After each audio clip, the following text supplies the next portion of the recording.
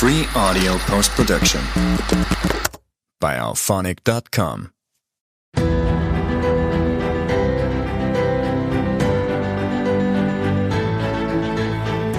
Welcome to the Squall Line Podcast. I'm your host, Rick Fiske, and I'm glad you're here. On this podcast, we'll talk about weather through the eyes of an Air Force veteran, share stories of warriors I've known and those I've had the privilege to lay to rest, and explore the works of God's grace in my life and in the lives of others over the past 50 years. Whether you're fascinated by storms, inspired by service, or encouraged by stories of faith and redemption, there's something here for you. So settle in. Let's get started. Welcome to the Squall Line Podcast.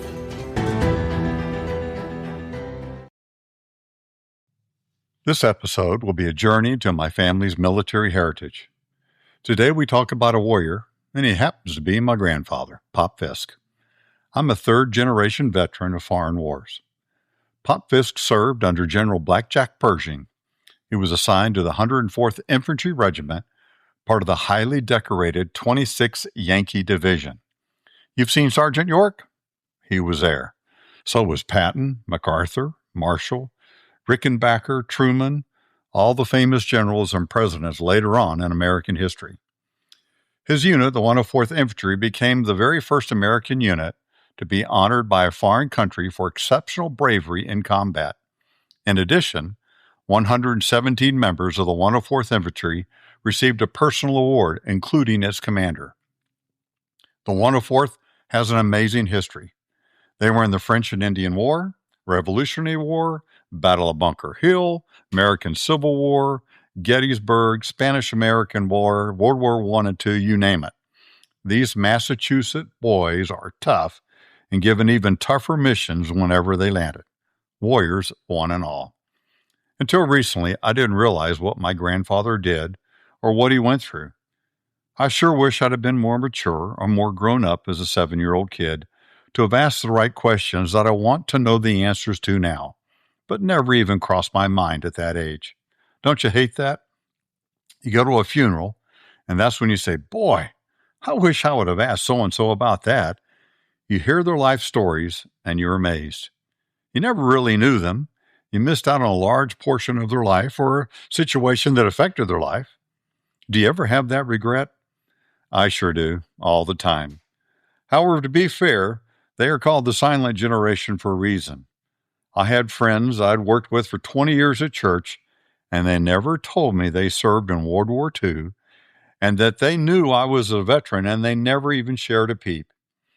I didn't learn about their military career until I was given their separation papers, and their daughters came up and said, "Could you help bury my dad?" I said, "I regret not knowing their stories, their victories, their struggles, and their hardships, especially when it's my own family. Need to ask more questions all the time. I don't know all the businesses Pop started and sold. How did he get into all that? What motivated him? But somehow, someone must do that for our younger generation so they can have the memories and stories to tell their children and friends about their own family members." This podcast is for my siblings, the children, my grandchildren, about my grandfather and theirs. Also share about battles 108 years ago that we need not forget. As the quote goes, those who cannot remember the past are condemned to repeat it. Let's pray not. Here's some backstory just to give you an idea of who Pop was. He's a big man, 6'5" and built like a tank. Big hands.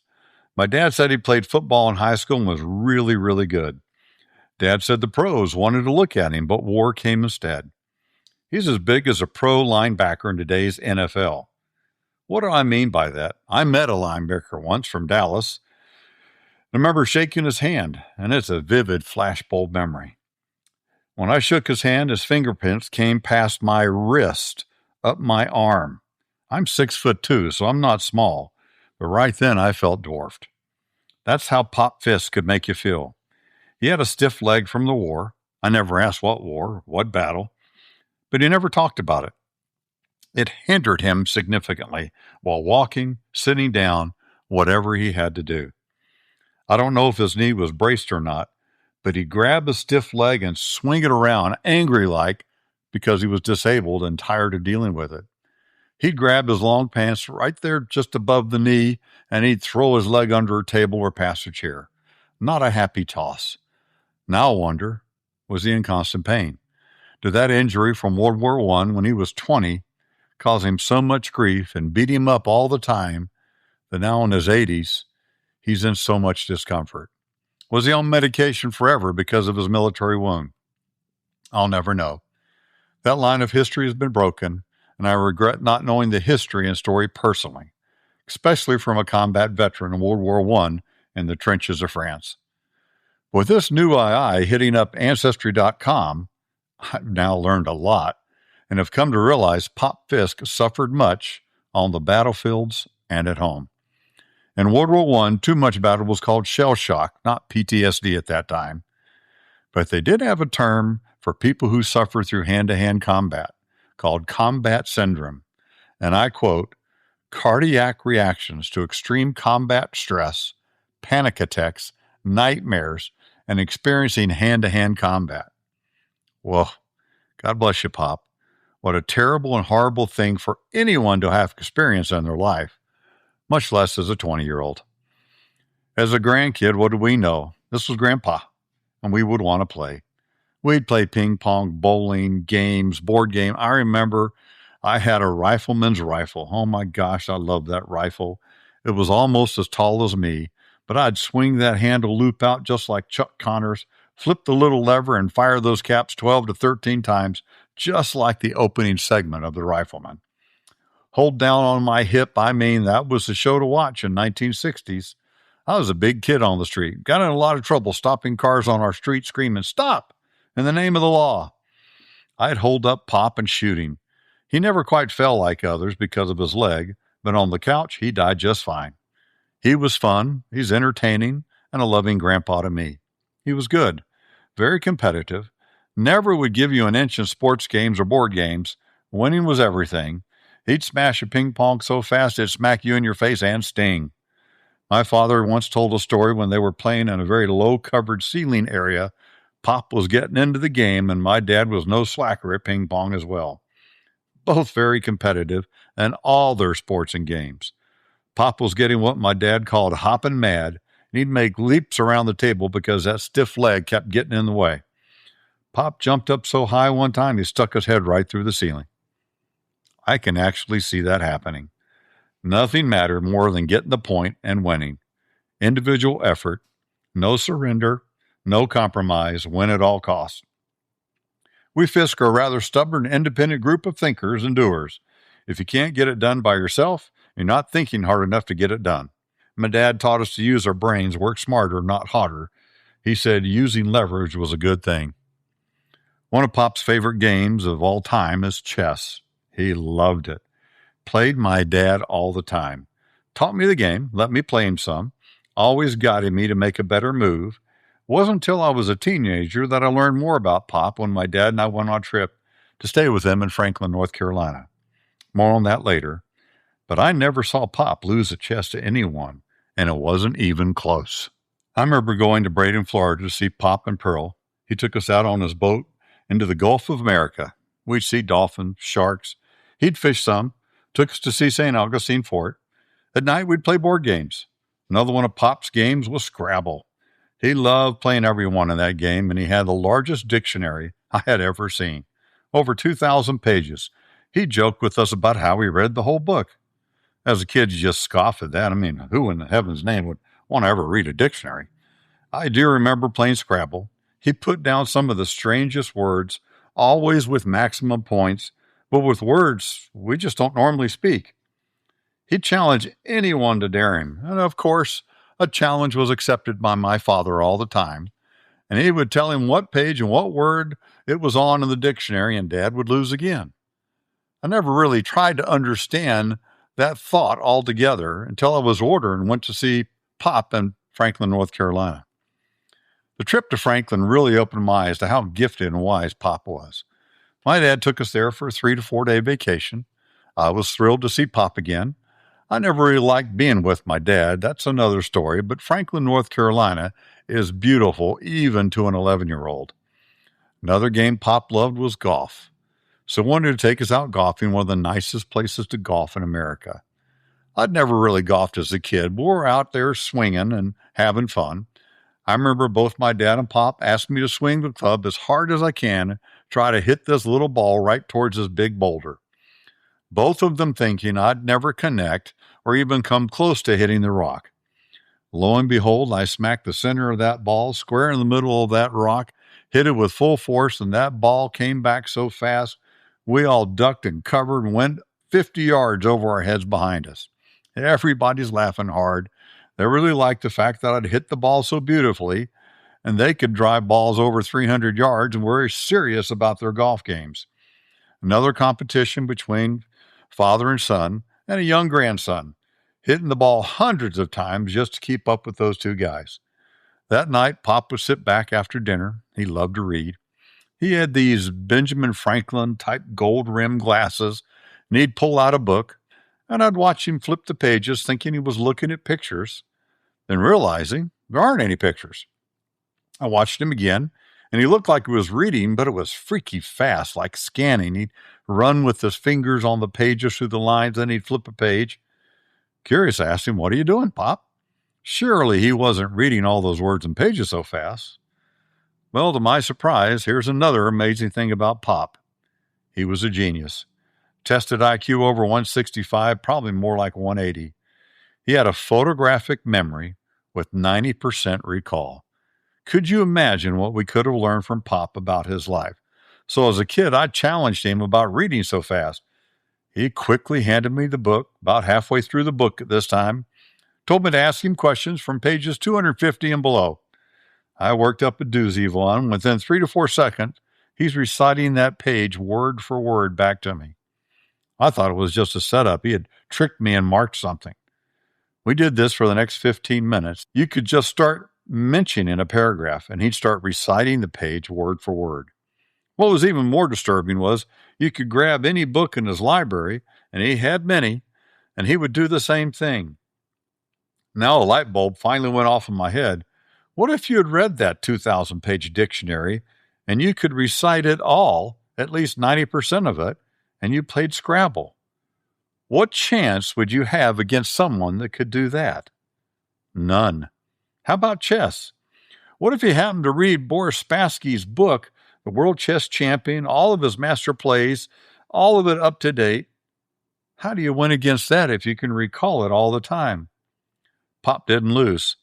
He had all dominance, control, knowledge, opinions, overwhelming facts. That was Pop. Rather intimidating if you started competing with him. Later on our stay, he took us fishing. They have a great trout farm near Franklin and the Georgia-North Carolina border called Eagles, I believe. Dad made sure I packed my rod and reel. We grew up with a lake in our backyard, and I went fishing all the time. Pop and Dad wanted me to toss this hook right into this little pool of trout. It was like you would catch a trout, and they'd clean it, and you'd take it home and eat it. I said, "No, sir. I want to go to the big lake and fish." And we did. I didn't realize they just wanted to catch a fresh trout and get it home so they could have trout for supper. Nope, I was going to go fish. They both laughed at me because they thought I had no experience fishing compared to them. I believe God showed up to humble both my dad and Pop. I put on my hook, grabbed the biggest night crawler I could find, had a big old red, white, and bobber, and tossed that line way out into the middle of the lake. They're laughing.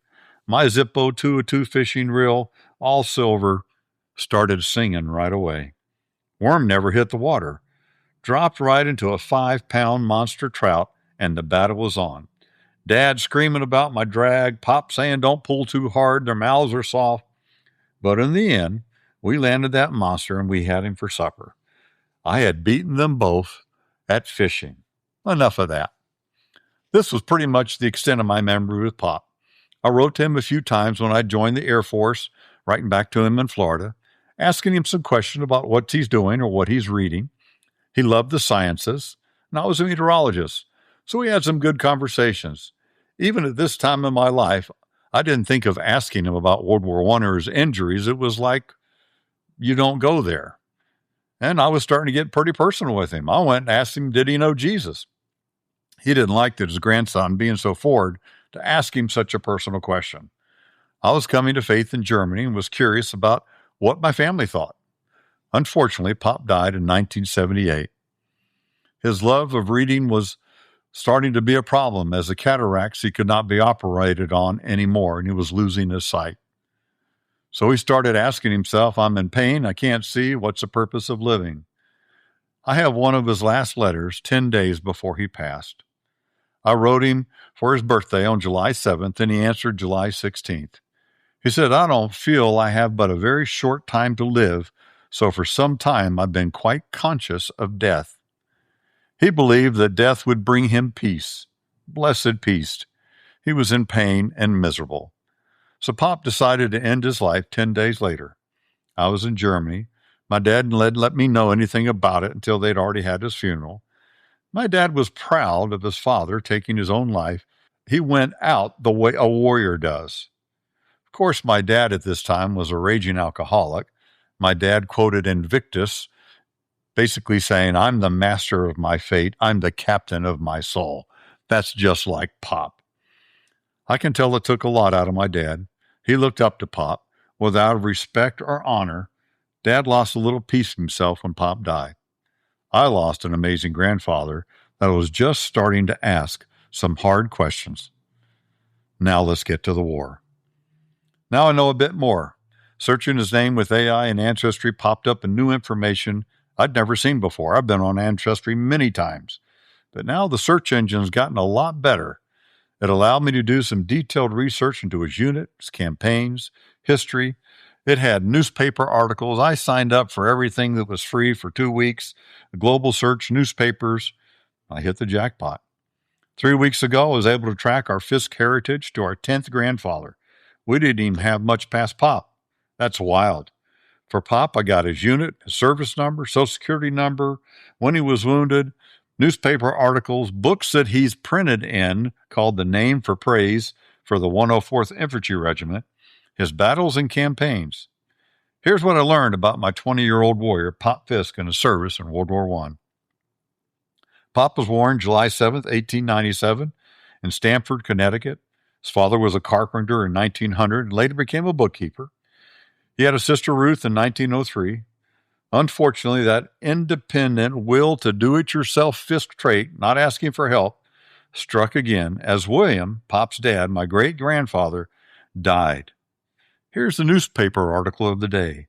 Fiske Fatal Fall. Fiske died this morning as a result of his last Friday's accident.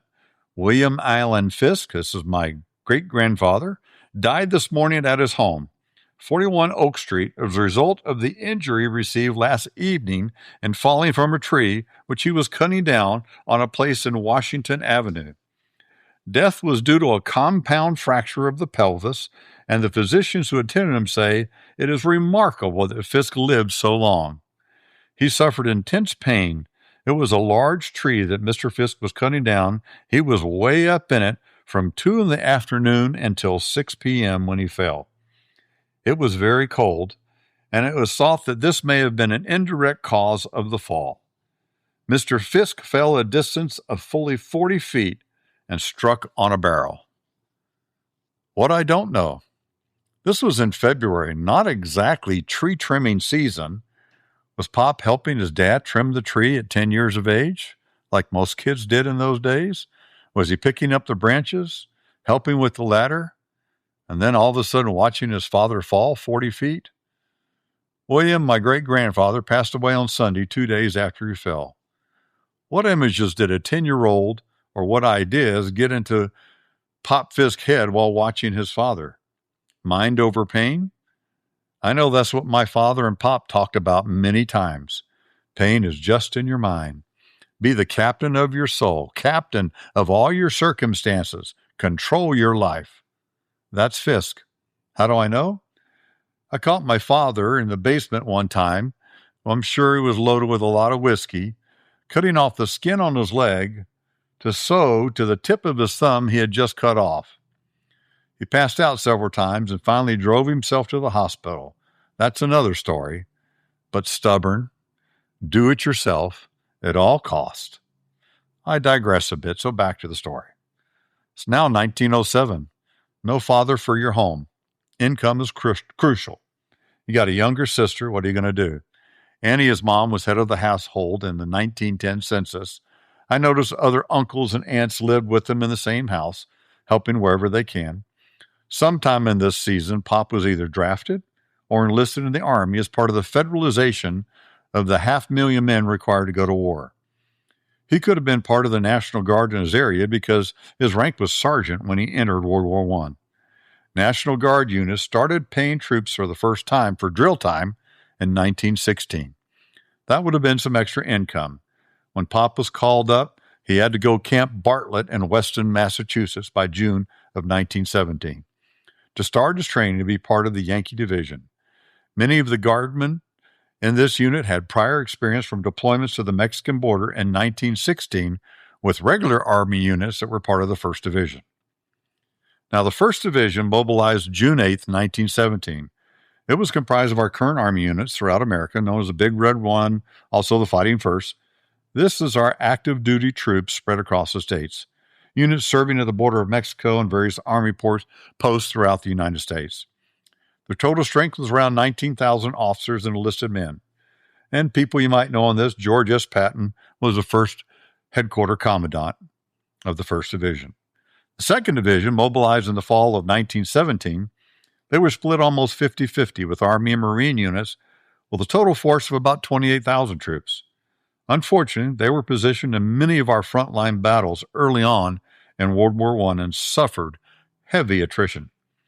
We were still learning the ropes at that time of what to do in trench warfare, but by November 1918, the 2nd Division had suffered 24,429 wounded, missing, or dead. That's an 87% attrition rate. The famed Yankee Division of World War I, the 26th Infantry Division, was composed of all National Guard units exclusively from New England states. This is the states of Maine, Massachusetts, New Hampshire, Rhode Island, Connecticut, and Vermont. This is Pop's division. The division was called up within 3 months of President Wilson declaring he wanted a 500,000-man army to be sent to Europe.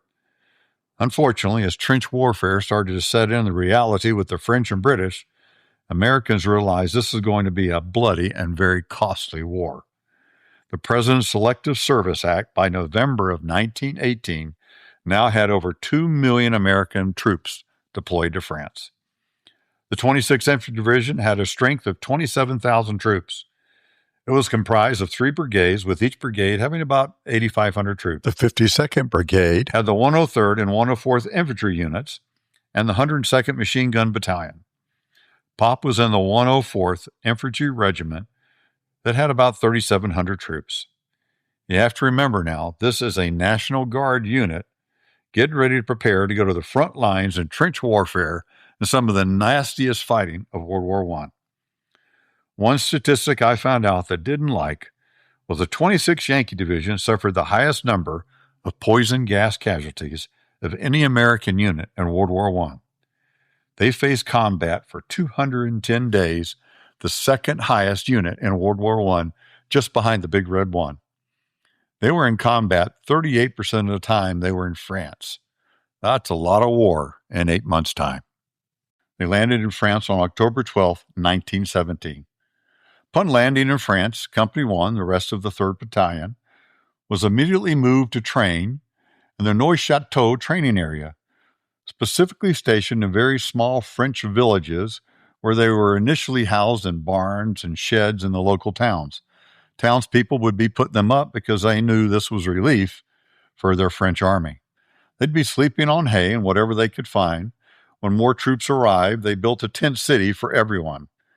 They spent the winter of 1917 and 18 undergoing intense trench warfare training under the guidance of the French military instructors before entering the front lines on February 6, 1918. They were in the trenches at Chemin-des-Dames, experiencing daily artillery bombardments and trench warfare alongside the 11th Corps. The ridge was about 90 miles north and east of Paris. This was valuable real estate for artillery, and it had high ground. There are silent documentary reels of World War I occupation of Chemin-des-Dames sector from February 6 to March 22, 1918. Also a video of the carvings from all the troops and the chalk mines that were 30 feet underground when they were seeking shelter from the bombardments. That's what they call a run back, or when you get into a hole and hide. I wonder if Pop Fiske has carved his name in the chalk mines at Chemin des Dames. This might be worth a trip one day. By the end of March, 300,000 Americans were training and coming into the fray. Every month, more Americans deployed. Peak deployment was in July of 1918, with 306,000 Americans arriving in English ports. By the summer of 1918, 10,000 American soldiers were arriving every day. Blackjack Pershing insisted that Americans will be organized and deployed under American commanders, not foreigners. We are not going to backfill French or British troops that are dying on the line with our fighting men. That was a struggle from the beginning, as we had to work with our allied powers, and we had to use French and British weapons because we didn't have anything. We had no tanks. We didn't have cannon. America had not industrialized for war. However, under great persistence, Blackjack and President Wilson got their way. By March, American expeditionary forces had enough troops and commanders to form their own units. Pop was learning trench warfare with the seasoned French 11th Corps at Chemin des Dames. German units are now probing trenches with what they call shock troops, which we later called storm troops. This concept of highly elite, specialized units with minimal weapons so they could move light and fast, getting out of the trench and have the element of surprise. This was changing how trench warfare was being fought. You hit them with a 10-minute artillery strike, and while the smoke is still in the air, or the gas, you rushed the trenches before they knew what was happening while they were hunkered down in their deep holes. Similar to Blitzkrieg, this was perfected in World War II with air power. This is the birth of our equivalent of our Navy SEAL teams, or Delta Force and Special Ops. German soldiers had just been relieved from fighting on the Russian front as the Bolshevik Revolution had started in November of 1917. The Treaty of Brest-Litovsk in March of 1918 freed up 500,000 seasoned German troops to be added to the Western Front. 50 German divisions, as a matter of fact. Germany now could handpick their best warriors to be part of their stormtroop brigades. Unknown to Western commanders, the most hardened and seasoned troops from the East Front were about to kick some tail in France. Germany was setting up for the spring offensive on March 21st, 1918. The following are excerpts directly from the 26th Yankee Division picture book, written in 1920 by many of their commanders. It's the closest word-for-word description of what happened to the 104th and many of the battles in the All-Yankee Division in 1918. It's free online. It's at Harvard, and you can download it. With 46 days at Chemin des Dames, the division was now ordered to fend on their own and hold a piece of the trench in the Toul sector. The French 11th Corps commander was sad to see his American friends leave, and the general said, "We regret that our commands and comrades of the 26th Division should leave us in order to fulfill their task elsewhere. We have been able to appreciate their bravery, their sense of duty and discipline, also their frank comradeship. They carry our unanimous regrets. General Edwards has been pleased to consider the 11th Corps as godfather to the 26th Division. The 11th Corps feels proud of the awarded honor, being sure that wherever they may be sent, the godson of the 11th Corps will do credit to the godfather." Now Pop is on a 5-day hike to their new sector. The 26th Division was hit with rain, snow, blistering winds. It was terrible. They had hoped for some rest after their march, but none was given. Command thought this sector was not going to be a central point of attack, but they also knew the Germans wanted to give the Yanks a very warm welcome to trench warfare. They had marched so fast and long, supply lines couldn't catch up. They're on their 8th day of bitter, cold, wet weather with little food for 28,000 troops. Horses collapsed along the way. Men had to walk the animals to save them. But what's impressive, very few reported sick. They were becoming battle-hardened, and their training proved they were ready. Praise the Lord, because battle ensued quickly. Here's some more quotes from the book. The Toul sector where we was is a marsh. On the left were the heights of the Meuse with Apremont on our right, the salient extending down the Bois Brule, which is burnt forest front, and a wood and a marsh, and all under the smashing fire of Boche artillery. They called the Germans Boche or Bosch, as the way they preferred to them in that time. It was a slang word for a cabbage head. The French had used that. American military picked it up. But Bosch later on became Krauts in World War II. At Bois Brûlé, there was an entering curve on the high mountain, and the place opposite where I had to put a battalion that had 16 Minenwerfer. Minenwerfer were a special German unit that carried handheld mortars, and they were extremely effective. These mortars could go for about 600 yards, and they could smash through all the barbed wire, lay the mortar rounds right on top of the trenches. Basically, they could make wherever they shot, lay the trenches heads down so they are hunkered down, not sticking a head up while all that artillery's coming inbound. They did terrible damage. Unfortunately, I had to put Colonel Shelton, who had been placed in command of the 104th Infantry, in that awful hole. I put the 102nd in the Bois Remery, and I put the 101st in Rambucourt, right between the two of them. The sector had never been organized. It had never been wired. It was 2 1/2 times the size of an ordinary sector.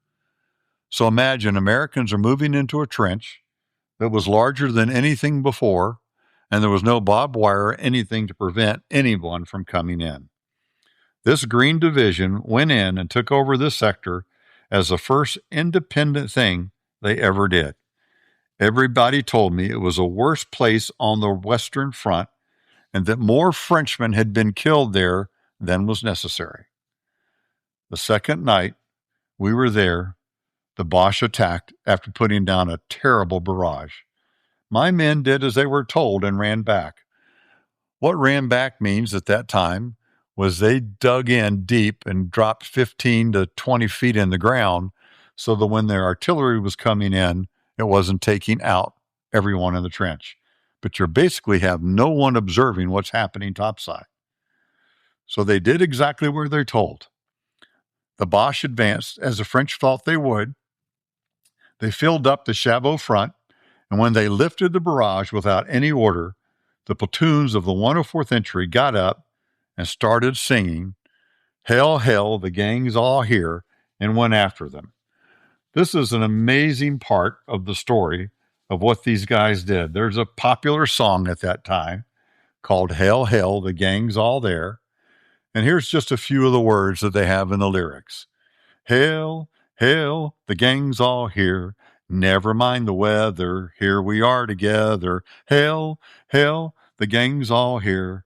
Sure, we're glad that you're here too. Well, they started singing this chant as they were going in, chasing the Germans through the front line. Quite an amazing sound. At the time, Colonel Shelburne dropped a smashing American barrage on the front line with his 75s. 75s are the 75 millimeter cannons we received from France, and they were very accurate. They had a recoiling cannon that would stay in place so that you didn't have to shift it every time and reset it to try to get an accurate fire. So these things could drop down 30 shells in a minute's time. So he ran his 75s. He lifted his barrage and allowed the Yankees to go ahead. They went ahead, driving the Boche before them. They charged up the hill and entered the frontline German trenches, overrunning their objectives, and they had to slow down to be called back. 2 days after they brought up 700 shock troops, together with 2 other battalions, and they said, "We will show these Americans." They came down again and got in behind our flanks. Our men did the same thing again. As soon as they had chucked the Boche out of one place, they would whack him in another. The lieutenants did not have to command anything. The sergeants would just get up and indicate, "Follow me." They didn't even say a word. that they could not have been heard above the shells that were coming in. These men fought for 5 days around Hill 320 in the front of Apremont. They wiped out the 700 Germans, took 40 prisoners, and buried 200 more Boches. The French Army commander cited 117 men of the 104th, and they got the Croix de Guerre in a very impressive ceremony when they were finally withdrawn. They also pinned the Croix de Guerre on their colors of their regiment. They said, "We don't know if that's ever happened before," and it hadn't. The German prisoners commented on the Americans singing as if they were doing their greatest damage and saying, "Can you imagine a group of attackers singing and going into hand-to-hand combat full throttle for 5 days?" That was the 104th. Overrunning the German enemy lines, they now had to dig in and reinforce the line and the ground they had just gained. They had the 101st engineers with them, and they worked all night without rest or sleep to complete the trenches and a new line held up for the 104th Infantry. The 104th advanced by April 12th. Their mortars worked with such rapidity and synchronization, it seemed as though it was a continuous barrage to the Germans. Germans demoralized by the singing guardsmen who fought so bravely and forcefully. Guess what? They got a taste of what Americans can do. This was Pop's first major battle in World War I. He was personally cited as one of the 117 men, awarded the Croix de Guerre, or War Cross, as his name was listed in the names of praise for bravery and devotion. 86 men from his regiment lost their lives. The 104th caught the Germans by surprise, and the Boche mounted a counteroffensive immediately. After just a lull of 2 days, the Battle of Seicheprey began. The Germans came at a different section of the line now. They didn't want those singing guys again, so now they're taking on the 102nd Infantry Regiment. However, the 104th was still on their flank, and they also engaged the 1,800 stormtroopers and 1,800 German regulars that were now attacking the line. This was the first Americans that had been taken prisoner of the war, as the stormtroopers punched through the lines rather quickly. This was again intense hand-to-hand combat all along the sector, with eventually enemy losses of over 1,200. The Yanks withstood another major offensive and turned the second battle into another victory. Around 150 Americans were taken as prisoners, 85 men were killed, and 400 wounded. But we were now fully engaged and learning how to handle ourselves in trench warfare. Pop was wounded around this time after the main offense was over, yet there were many continuous incursions and artillery strikes, including gas attacks and skirmishes, along the front all the time. All I have now is a new newspaper article that came up and said, "David A. Fiske, wounded severely, June 10th, 1918, and this was in the Bridgeport Times. Considering how slow news would have been back then, Pop could have been wounded in his April offensive, or Seicheprey, or any time along. How long it ever takes to get to a newspaper, we'll never know. They were engaged in similar battles all along the front in France. The 104th was in combat 210 days. That's a lot of war. The next bit of information I found was Pop was on a ship, Matsonia, on August 29, 1918, heading home. He had hit many ports along the way, one in Jamaica, but finally got back. The article read, David A. Fiske departed Brest, France, 29 August 1918, as a sergeant, gave us a service number with Company 1, 104th Infantry. He arrived in Hoboken, New Jersey on 19 September 1918 aboard the Matsonia ship. Pop went on with his life after he returned. With a stiff leg and brilliant mind, started making money. He married in 1920 to Ruth Lyman. Unfortunately, grandmother passed away in 1948, so we never met her. My father was born in 1921 and two other daughters 2 years apart. Pop ended up owning Bottom's Fisk Truck Line out of High Point, North Carolina. He was moving furniture in North Carolina and Virginia for over 35 years. He later sold the truck line to Old Dominion, which is now Old Dominion Freight Line, worth about $48 billion today. So he had the foresight to do business. He was a credit manager, knew how to invest. I know he loved to fish and eventually retired to Bradenton, Florida. Pop had some anger issues. My dad would talk about discipline growing up, how mad Pop would get. I can't imagine what Pop was dreaming at this time after having to cope with 5 to 6 months of war, all their artillery, and hand-to-hand combat. He never shared with me, even after I was in the Air Force. But at least now I have a small snapshot of what Pop went through. Now my family knows too. What a warrior. The 104th will always be remembered as a major factor in stopping the German onslaught in France in 1918. In summary, America went into World War I after 300 to 400 Americans had lost their lives from U-boat attacks, and also because of the Zimmermann telegram that the British intercepted between Germany and Mexico.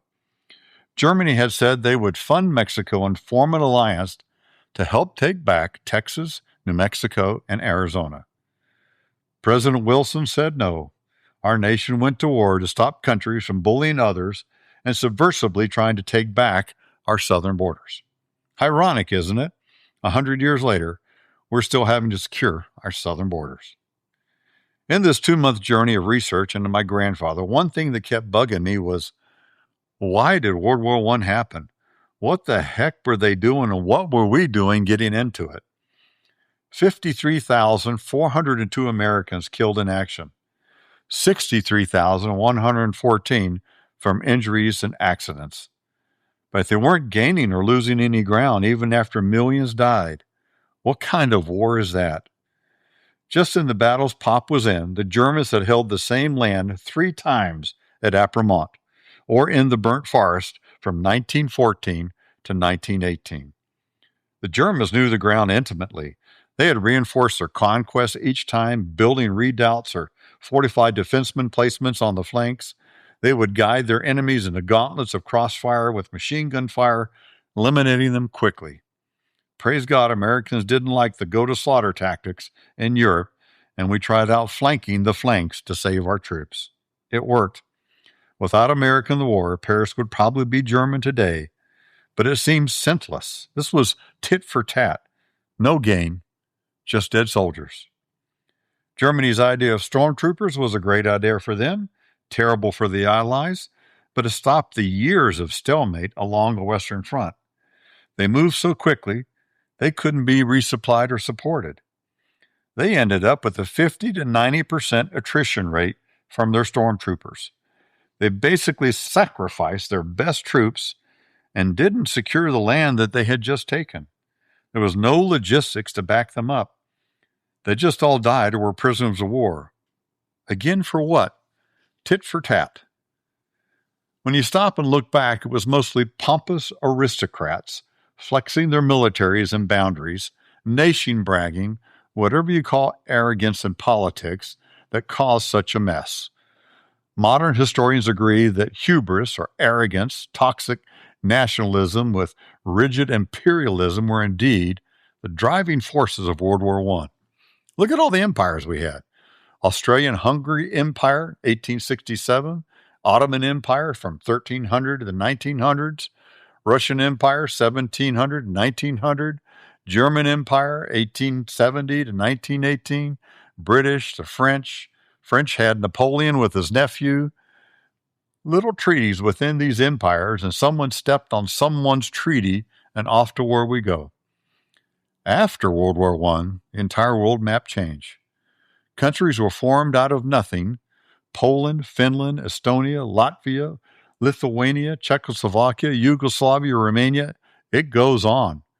13% of German lands were redistributed to France, Poland, Belgium, and Denmark. Germany did start it, and it cost them dearly. 2 million KIA, 4 million wounded, 1.1 million missing, 500,000 plus civilians died from starvation. A casualty rate of over 65%. Germany before World War I had a population of 68 million.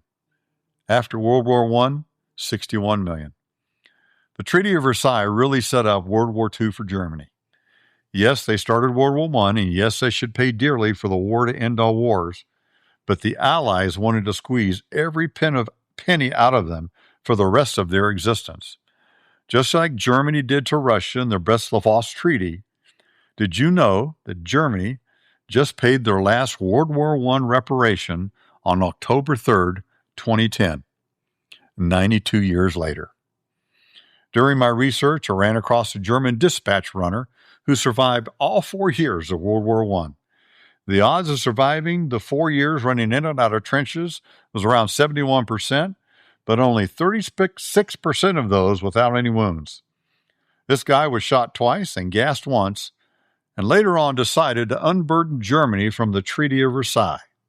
His name was Adolf Hitler, earning an Iron Cross from the war as he distributed messages to all the high part of Germany and Prussia.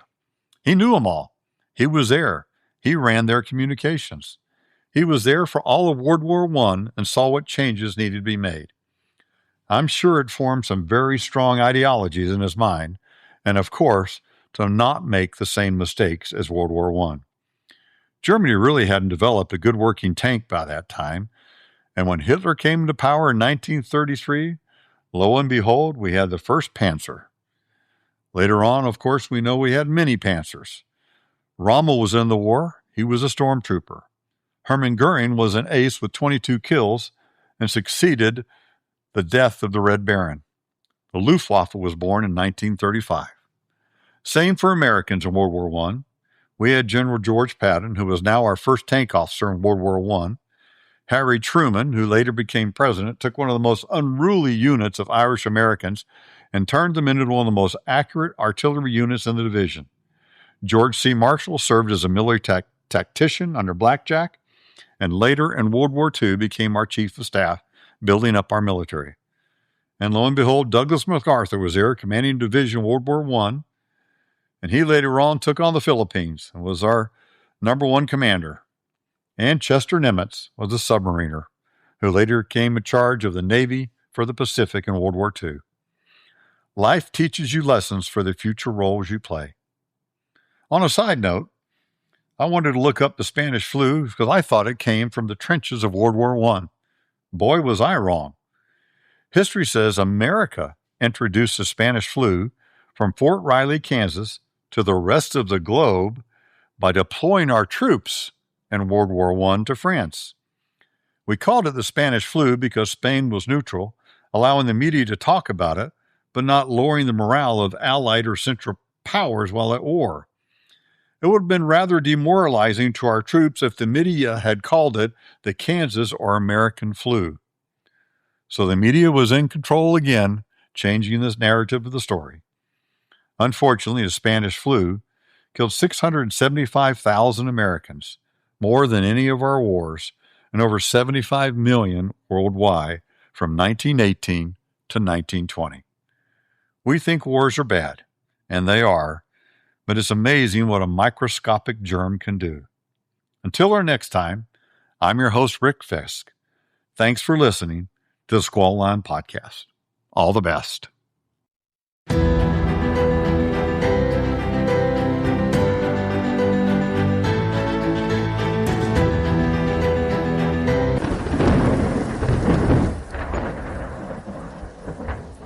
Thanks for listening to the Squall Line Podcast. I'm your host, Rick Fiske. Until next time. Free audio post-production by alphonic.com.